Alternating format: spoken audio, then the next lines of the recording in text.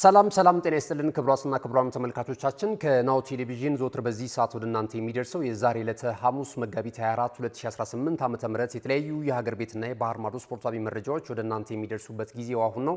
እስከ መረጃዎቻችን ፍጻሜ ድረስ አብራችሁ እንድትቆዩ የምንጋብዛችሁ የመረጃዎቹ አዘጋጅና አቅራቢ ገዛኸኝ ዱላ፣ የካሜራ ባለሙያችን ፍቃዱ ለትንሳኤ ከኛ ጋር ቆይታ ያደርጋል። እናንተም እስከ መረጃዎቻችን ፍጻሜ ድረስ አብራችሁ እንድትዘልቁ በድጋሚ እንጋብዛለን። አብራችሁ ነው።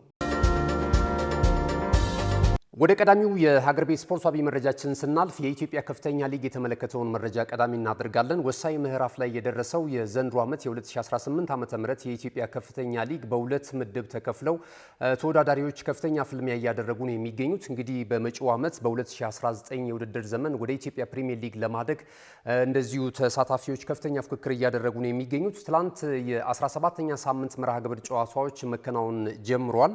በተለይ በምድብ ለ የሊጉ መሪ ላይ የተቀመጡ ክለቦች ያደረጓቸው ጨዋታዎች ትልቅ ትኩረትን ስቧል። አላባ ከተማ ከንፋስ ስልክ ላፍቶ ክፍለ ከተማ ጋር ያደረጉት ጨዋታ በአላባ ከተማ 5-0 አሸናፊነት ፍጻሜውን አግኝቷል። ሙልጌታ ካሳሁን፣ ያሬድ መሐመድ፣ ኪሩቤል ፍቅረ ማርቆስ፣ እስራኤል ሻጎሌና ዮናታን ኃይሉ ለአላባ ከተማ ያሸናፊነቱን አምስቱን ግቦች ከመረብ ማሳረፍ ችሏል ማለት ነው። እንግዲህ የአላባ ከተማ በዚህ ጨዋታ ላይ ድል ማስመዝገቡን ተከትሎ በውድድር ዓመቱ የሰበሰባቸውን ነጥቦች ወደ 34 ከፍ ማድረግ ችሏል። መሪነቱን የሚያጠናክርበትን ውጤት ነው ማስመዝገብ የቻለው። ወጣቱ አሰልጣኝ በሽራ አብደላ የአላባ ከተማ እግር ኳስ ክለብ ዋና አሰልጣኝ ሆኖ ከመጣ በኋላ አላባ ከተማን ወደ ኢትዮጵያ ፕሪሚየር ሊግ ለማሳደግ ከፍተኛ እንቅስቃሴ በማድረግ ላይ ነው የሚገኘው። ይህ ወጣት አሰልጣኝ ከላይሰንስ ጋር ተያይዞ ነው እንግዲህ ክለብ ለመቀየር የተገደደው። ባለፈው ዓመት ሸገር ሲቲን ወደ ኢትዮጵያ ፕሪሚየር ሊግ ማሳደግ የቻለ ወጣት አሰልጣኝ እንደነበረ እናስታውሳለን። ነገር ግን ያለው የላይሰንስ ፍቃድ በዋናው የኢትዮጵያ ፕሪሚየር ሊግ ላይ ለማሰልጠን ስለማይችል የኢትዮጵያ እግር ኳስ ፌዴሬሽን አዲስ መመሪያ ማውጣቱን ተከትሎ እንግዲህ ወደ አላባ ከተማ ካመራ በኋላ አላባ ከተማንም እንደዚሁ ባክ ቱ ባክ ወይም በተከታታይ ዓመት ሁለተኛ ክለቡን ወደ ኢትዮጵያ ፕሪሚየር ሊግ ለማምጣት ከፍተኛ እድል ተጎናጽፎ እየተመለከት ነው እንገኛለንና ትላንት በነበረው እንቅስቃሴ ፍጹም የአላባ ከተማ እግር ኳስ ክለብ የበላይነትን የተመለከትንበት እንቅስቃሴ እንደነበረ መታዘብ ይቻላል። ጨዋታውም በሰፊ ጎል ልዩነት ነው የተጠናቀቀው፣ ቀደም ሲል እንደጠቀስ ነው ማለት ነውና የበለጠ መሪነቱን አጠናክሯል። እዚሁ ምድብ ላይ የሚገኘው ደሴ እንደዚሁ ቢሾፍቱ ጋር ያደረገውን ጨዋታ አንዳቻ በሆነ ውጤት ነው ያጠናቀቀው። ደሴ ከተማም ያለፉትን ዓመታቶች ወደ ኢትዮጵያ ፕሪሚየር ሊግ ለመግባት ከፍተኛ እንቅስቃሴ ሲያደርግ ቆይቶ በስተመጨረሻ በሚያደርጋቸው ጨዋታዎች እንግዲህ ወደ ኢትዮጵያ ፕሪሚየር ሊግ ሳይቀላቀል መቅረቱ ይታወሳል። አምናም ጥሩ ጉዞ ማድረግ ችሎ ነበረ። ዘንድሮ ደግሞ አሰልጣኝ ዘላለም ሽፈራውን ሞሪኒዮ ተብሎ በቅጽል ስሙ የሚጠራውን ይህንን ወጣት አሰልጣኝ ደግሞ በመሾም እንደዚሁ ወደ ኢትዮጵያ ፕሪሚየር ሊግ ለማደግ ከፍተኛ ፍልሚያ እያደረገ ነው የሚገኘው። ትላንት ግን አስቆጪ ውጤት ነው የጣለው ማለት ይቻላል ከቢሾፍቱ ከተማ ጋር ያደረገውን ጨዋታ ማለት ነው። በዚህ እንቅስቃሴ ላይ እንግዲህ አስቀድሞ ቢሾፍቱ ከተማ ነበረ ኤፍሬም ገረመው 63ኛው ደቂቃ ላይ ጎል አስቆጥሮ 1-0 በሆነ ውጤት ይመራ ነበረ። ኋላ ላይ እንግዲህ ከደቂቃዎች በኋላ ደግሞ ቢላል ገመዳ 73ኛው ደቂቃ ላይ ደሴ ከተማን ወደ አቻነት ያመጣች ግብ ከመረብ ማሳረፍ ችሏል ማለት ነውና አላባ ከተማና ደሴ ከተማ እያደረጉት ያለው ፉክክር በምድብ ላይ እጅግ በጣም ትኩረትን የሳበ እንቅስቃሴ ነው እየተመለከትን የምንገኘው ማለት ነው። እንግዲህ በቀሪ ጨዋታዎች እንመለከታለን የሚኖሩ ጨዋታዎች፣ ሌሎች ጨዋታዎችም ተደርገዋል። እንደዚሁ ቤኒሻንጉል ከመንጌ ቤኒሻንጉል ከአዲስ አበባ ከተማ ጋር ያደረጉት ጨዋታ በመንጌ ቤኒሻንጉል 1-0 አሸናፊነት ተጠናቋል። የዋላሸት ሰለሞን በፍጹም ቅጣት ምት ብቸኛዋን የመንጌ ቤኒሻንጉልን የአሸናፊነት ግብ እንደዚሁ ከመረብ አሳርፏል ማለት ነው። እንግዲህ የኢትዮጵያ ከፍተኛ ሊግ የምድብ ለና የምድብ ሀ ጨዋታዎች በዛሬው ዕለትም ቀጥለው የሚከናወኑ ነው የሚሆነው። ምድብ ለን አላባ ከተማ በ34 ነጥብ ይመራል። እንደዚሁ ደሴ ከተማ በ4 ነጥቦች ዝቅ ብሎ በ30 ነጥብ ሁለተኛ ደረጃ ላይ ተቀምጧል ማለት ነው።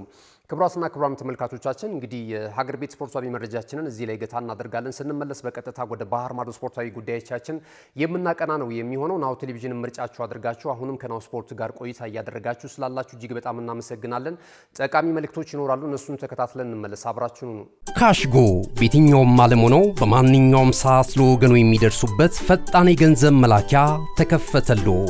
ማስተርና ቪዛ ካርዶን በመጠቀም ከ5 እስከ $20,000 የሚልኩበት አዲስ የገንዘብ መላኪያ መንገድ ካሽጎን ለየት የሚያደርገው የትኛውም የገንዘብ ዝውውር በፍጥነት አገልግሎት ከመስጠቱም ባሻገር ለማንኛውም አገልግሎት ምንም አይነት ክፍያ አለመጠየቁ ነው።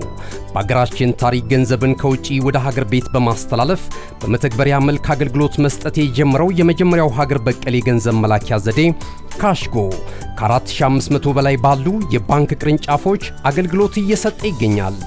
ገንዘቦን በሰኮንዶች ልዩነት ውስጥ ይፈልጉ በአካውንቶ ወይንም በእጆ ቆጥረው የሚወስዱበት ልዩ ዘዴ።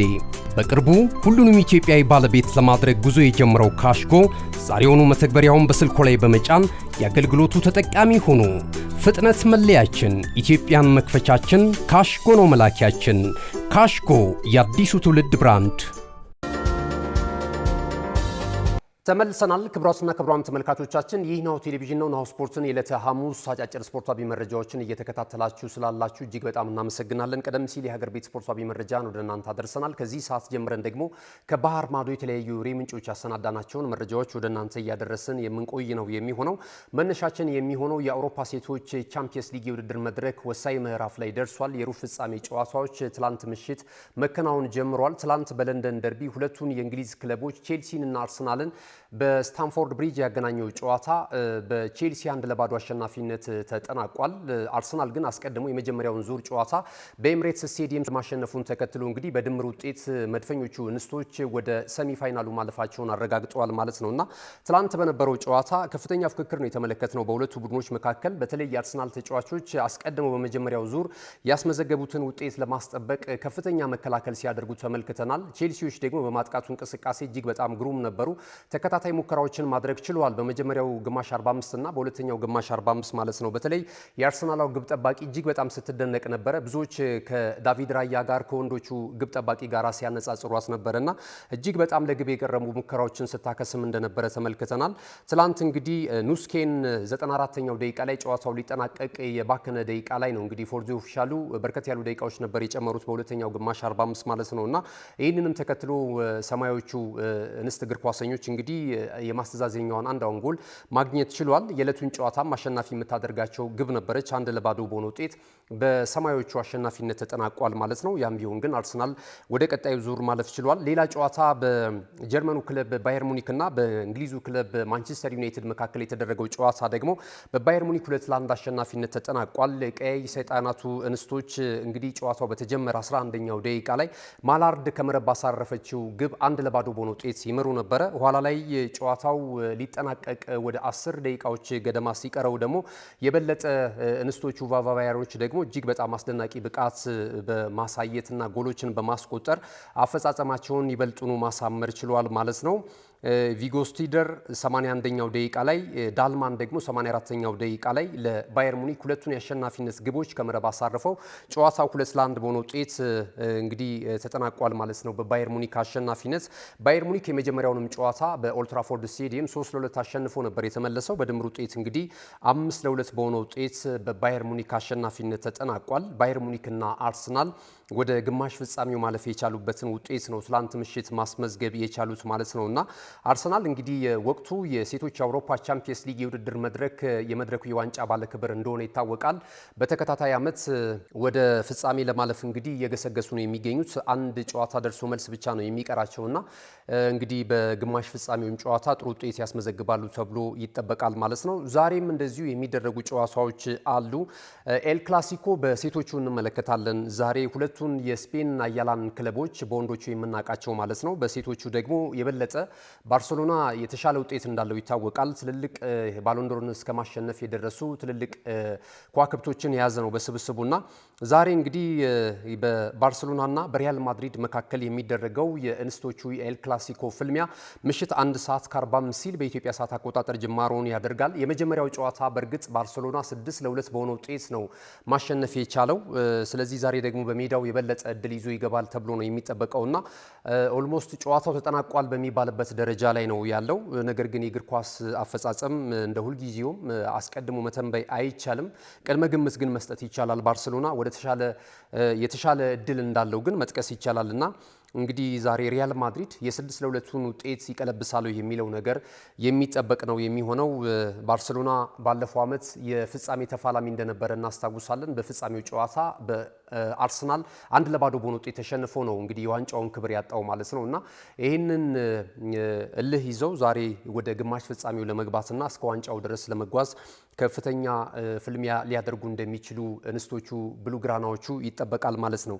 ወደ ሌላ ጨዋታ ስናልፍ ደግሞ ይህ ጨዋታ ፍጻሜውን እንዳገኘ ምሽት 4 ሰዓት ላይ ሌላ የሚደረግ ጨዋታ አለ። የመድረኩ ንጉስ ልክ በወንዶቹ ሪያል ማድሪድ እንደሚባለው በሴቶቹ ደግሞ የፈረንሳዩ ክለብ ሊዮን እንደሆነ ይታወቃልና ዛሬ እንግዲህ ሊዮን በሜዳው ከጀርመኑ ክለብ ኦልቭስበርግ ጋር ጨዋታውን የሚያከናውን ይሆናል። የመጀመሪያው ጨዋታ በጀርመኑ ክለብ ኦልቭስበርግ 1-0 አሸናፊነት ፍጻሜውን ማግኘቱ የሚታወስ ነውና ይህንን ለመቀልበስ ዛሬ በሜዳቸው የፈረንሳዩ ክለብ ከባድ ፍልሚያና ከባድ ትንቅንቅ ይጠብቀዋል ተብሎ ነው የሚገመተው ማለት ነውና ይህ ጨዋታ 4 ሰዓት ላይ ይደረጋል። 8 ጊዜ መድረኩን የዋንጫ ከበር በማንሳት ቀዳሚ ስፍራ ላይ የተቀመጠው የፈረንሳዩ ክለብ ሊዮን በዛሬ ምሽቱ ጨዋታ የተሻለ እድል ተሰጥቶታል ማለት ነውና በቀጣዩ ወር የግማሽ ፍጻሜ ጨዋታዎች ደግሞ የሚከናወኑ ነው የሚሆነው ማለት ነው። እንግዲህ አጫጭር ስፖርታዊ መረጃዎችን ይዘን እንመለሳለን። አሁንም ቆይታችሁን ከናሁ ቴሌቪዥን ጋር እንድታደርጉ እንጋብዛለን። እነሆ የምስራች! የ10 አየር መንገድ የበረራ ትኬት ለውድ ደንበኞቹ በተቀላጠፈና አስተማማኝ በሆነ መንገድ እያቀረበ ያለው በዚህም በደንበኞቹ የተመሰገነው ጉዞጎ አሁን ደግሞ ተደራሽነቱን በማስፋት ተጨማሪ ባንኮችን በማካተት ለውድ ደንበኞቹ የበለጠ አስተማማኝ ለመሆን ችሏል። የጉዞጎን አፕሊኬሽን ከአፕ ስቶር ወይም ከፕላይ ስቶር በማውረድ የመነሻና የመድረሻ ከተማዎትን መርጠው ዋጋ አወዳድረው የሀገር ውስጥም ሆነ ዓለም አቀፍ በረራ ማድረግ ካሰቡ የበረራ ትኬቶን ክፍያ በአቅራቢያው በሚገኙ ባንኮች አንድም በአካል በመሄድ ወይም በኦንላይን የክፍያ አማራጮች ክፍያዎትን በመፈጸም የበረራ ትኬቶን በእጅ ያስገቡ። ከዚህም በተጨማሪ እንደ ሁል ጊዜው ወደ ጉዞጎ የጥሪ ማዕከላችን 7473 በመደወል ከሙሉ የበረራ መረጃ ጋር የ24 ሰዓት የትኬት አገልግሎት ማግኘት እንደሚችሉ ስናበስሮ በታላቅ ደስታ ነው። ለበረራዎ ጉዞጎ።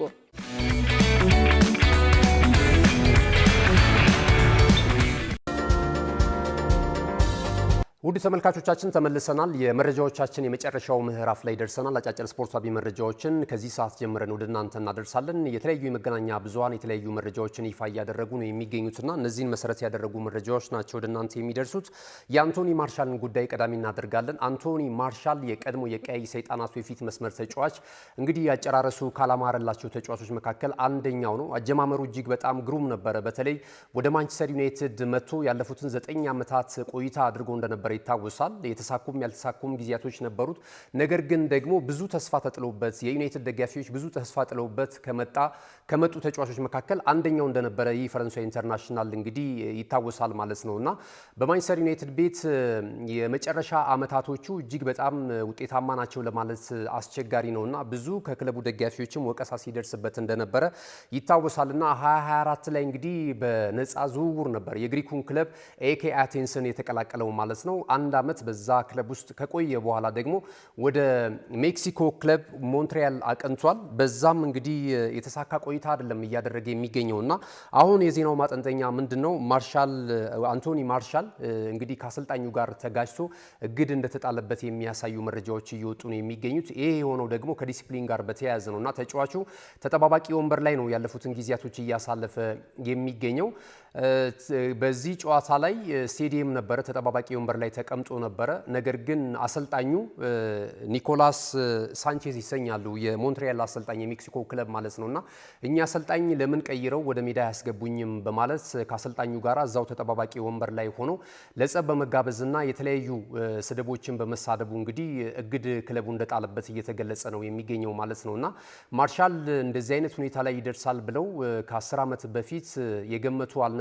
እንደውም ለባሎንዶር ክብር ሁላ ሲታጭ የነበረ ተጫዋች ነበረ። ኋላ ላይ ግን እንግዲህ ከተለያዩ ከአቋም መዋዠቅ ጋር ተጫዋቹን ራሱን ባለመጠበቁና የሚሰጡትንም እድል በአግባቡ ያለመጠቀሙ እንደዚህ አይነት መስዋዕትነት አስከፍሉታልና አሁን ወርዶ በሜክሲኮ ሊግ ነው እየተጫወተ የሚገኘው ማለት ነው። በዛ ላይም ተጠባባቂ ወንበር ላይ መሆኑ ደግሞ እንዳላስደሰተውና ትልቅ ችግር ውስጥ እንደሚገኝ የሚገልጹ መረጃዎች እየወጡ ነው የሚገኙት።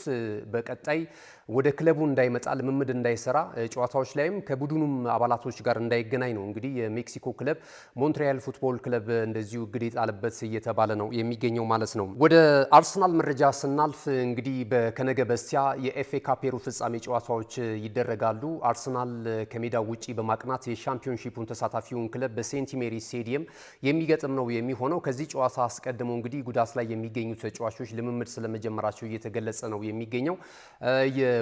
የቡድኑ የመሃል ሜዳ እስትንፋስ እየተባለ እየተገለጸ የሚገኘው በበርካታ የአርሰናል ደጋፊዎች የሚቆለባበሰው እንግዲህ ኖርዌይ ኢንተርናሽናል ማርቲን ኦዲጋርድ ወደ ልምምድ መመለሱ የሚታወስ ነው። ይህ ተጫዋች ከነገ በስቲያ ለሚደረገው የሩብ ፍጻሜ ፍልሚያ ዝግጁ መሆኑ ተገልጿል። በጨዋታው ላይም እንግዲህ አይነተኛ ሚና ይኖራቸዋል ተብለው ከሚጠበቁ የመድፈኞቹ ተጫዋቾች መካከል አንደኛው እንደሆነ ከወዲሁ እየተመሰከረለት ነው የሚገኘውና ብዙ የአርሰናል ደጋፊዎች ናፍቀውታል።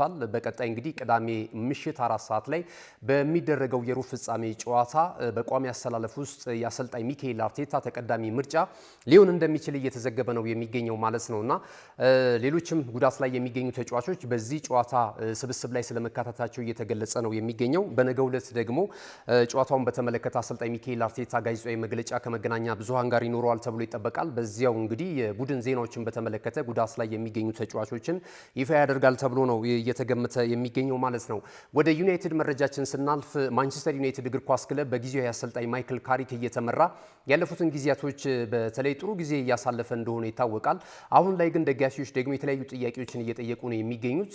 በተለይ ደግሞ ቋሚ የክለቡ አሰልጣኝ ማን ነው የሚለውን እያስጨነቃቸው እንደሆነ እየተናገሩ ነው የሚገኙት። ምክንያቱም እንግዲህ አዲሱ የውድድር ዓመት ሲመጣ በአዲስ መንፈስ ውድድሩን መጀመር ይፈልጋሉ። የመጀመሪያም የውድድር ወይም የዝግጅት ጊዜ ስለሚኖር ከአዲሱ አሰልጣኛቸው ጋር መተዋወቅ እንደሚፈልጉና የክለቡ ቦርድ ደግሞ በዚህ ጉዳይ ላይ ቁርጥ ያለ ውሳኔ ማስተላለፍ አለበት ከወዲሁ የሚል እንደዚሁ ጥሪያቸውን እያቀረቡ ነው የሚገኙት። አንዳንዶች እንግዲህ ማይክል ካሪክ እያስመዘገበ ባለው ውጤት የቋሚ የአሰልጣኝነት መንበር ይገባዋል የሚሉ ድምጾች አሉ። በሌላ በኩል ደግሞ አይ ልምድ ያለውና ትልቅ ሲቪ ያለው አሰልጣኝ ለዩናይትድ ያስፈልጋል በቋሚነት የሚሉም እንደዚሁ ድምጾችን እንሰማለንና የክለቡ ቦርድ በእንዲህ አይነት ጉዳይ ላይ ምን ሊወስን ይችላል የሚለው ነገር ይጠበቃል። ከዚህ በፊት እንግዲህ የክለቡ አነስተኛ ባለድርሻ የሆኑት ሰር ጂም ራትክሊፍ ሲጠየቁ ነበረ።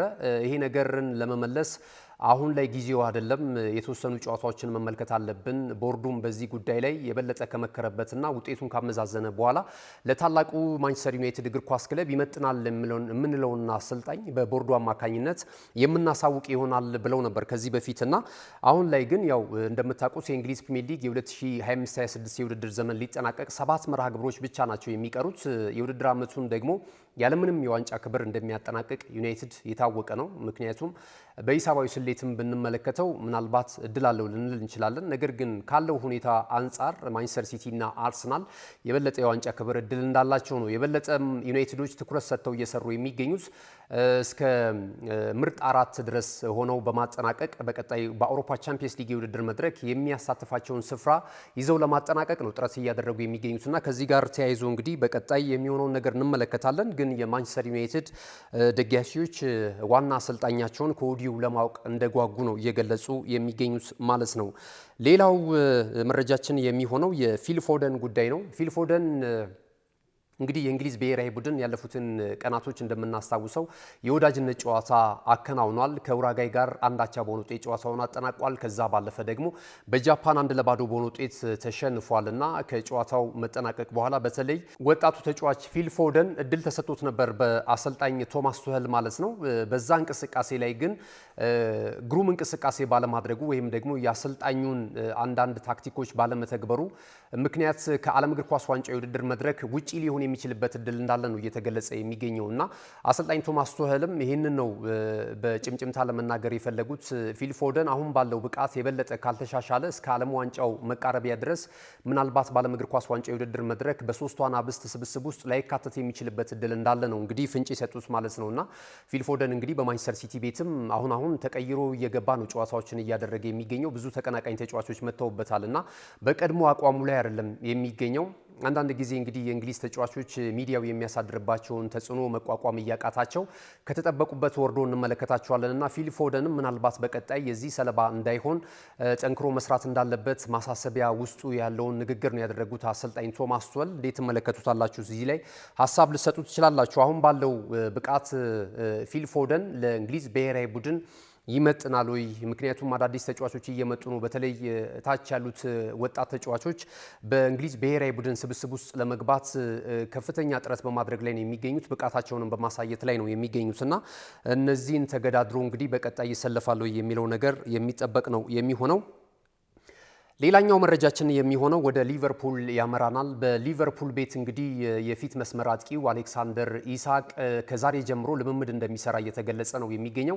ያለፉትን ወራቶች በጉዳት ምክንያት ለቀዮቹ ግልጋሎት ሲሰጥ ያልነበረው ይህ የፊት መስመር አጥቂ በተመሳሳይ ለብሔራዊ ቡድኑም ግልጋሎት አልሰጠም። ነገር ግን ደግሞ በነ ቪክቶር ጆኬሬሽ እየተመራ የስዊድን ብሔራዊ ቡድን ወደ 26ቱ የዓለም እግር ኳስ ዋንጫ የውድድር መድረክ ማለፉ የሚታወስ ነውና በዚህ ፍጹም ደስተኛ መሆኑን ለዓለም እግር ኳስ ዋንጫ የውድድር መድረክም እየተዘጋጀ እንዳለ በስነ ልቦናውም የቡድን አጋሮቹም ባሳኩት ድል እጅግ በጣም ደስተኛ መሆኑን ኢሳቅ እንግዲህ በራሱ የትስስር ገጹ እየገለጸ ነው የሚገኘው ሶሻል ሚዲያ ላይ ማለት ነውና ዛሬ ግን ወደ ሊቨርፑል የልምምድ ማዕከል ከዋና ቡድኑ ጋራ ልምምድ እንደሚሰራ ተገልጿል።